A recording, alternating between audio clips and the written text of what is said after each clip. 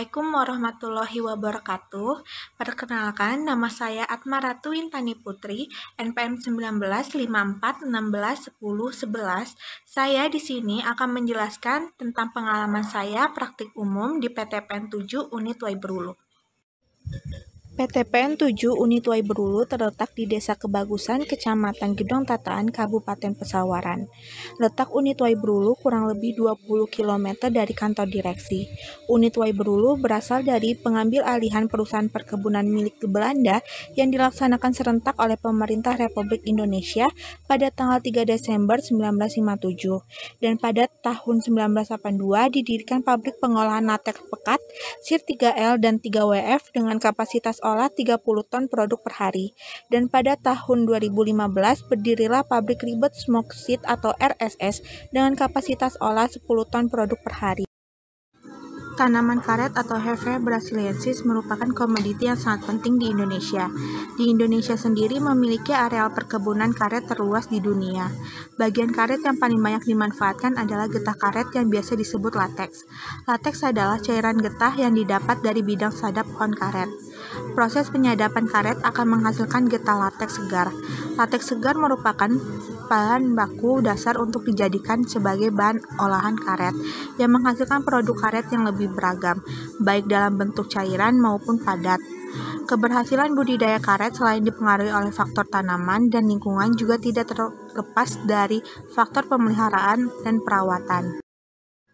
Perawatan tanaman salah satunya adalah pengaplikasian stimulan yang dilakukan untuk merangsang keluarnya lateks agar menetes dengan maksimal. Pengenceran stimulan dilakukan dengan mencampurkan etapon dan air dengan perbandingan 1 liter etapon dan 4 liter air. Pengaplikasiannya yaitu dengan mengoleskan cairan stimulan menggunakan sikat gigi dari atas ke bawah dan kembali lagi ke atas.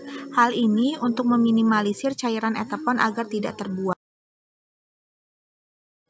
Proses penyadapan karet yang pertama adalah peralatan penyadapan, di antaranya yaitu keranjang lateks, mangkok lateks, pisau sodeci, dan pisau pacekung.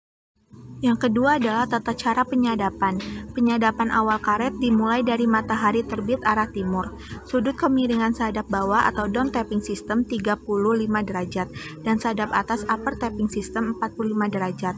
Jarak alur sadap ke talang 15 cm. Lakukan penyadapan dengan terlebih dahulu membuat sodokan pada ujung sandaran belakang untuk sadap down tapping system, dan untuk sadap upper tapping system dimulai dari ujung alur sadap sandaran depan dan diakhiri dengan sodokan pada sandaran belakang. Lakukan sadap depth TS dengan sistem sadap tarik putus-putus ditandai dengan panjang total 1,5 mm sekali deres. Setelah disadap, pastikan lateks yang keluar mengalir pada alur sadapan masuk ke dalam mangkok. Laksanakan penyadapan secara berurutan pohon per pohon, baris per baris. Pastikan semua pohon dalam rotasi hanca hari tersebut tersadap semua. Selanjutnya adalah pelaksanaan penyadapan karet. Tanaman karet mulai disadap pada umur 4 tahun dengan masa produktif tanaman karet kurang lebih 25 tahun. Sebelum dilakukan penyadapan, kulit karet dan peralatan sadap harus dalam keadaan bersih. Tebal irisan sadap dianjurkan 1,2 sampai 1,5 mm untuk sadapan bawah dan 1,5 sampai 2 mm untuk sadapan atas.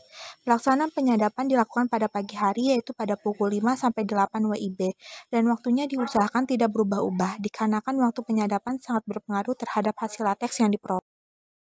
Selanjutnya adalah pemungutan lateks. Pemungutan lateks dilakukan setelah penyadapan.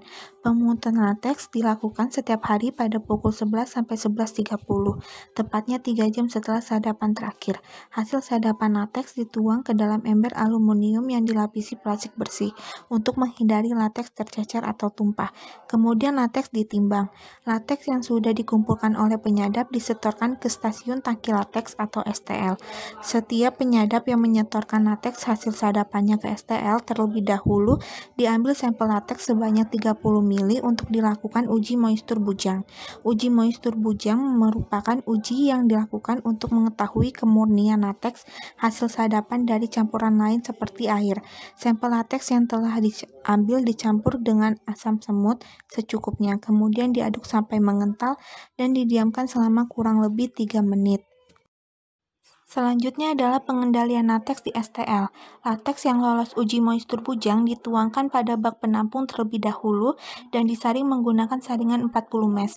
Bak penampung lateks STL memiliki kapasitas tampung 3000 liter.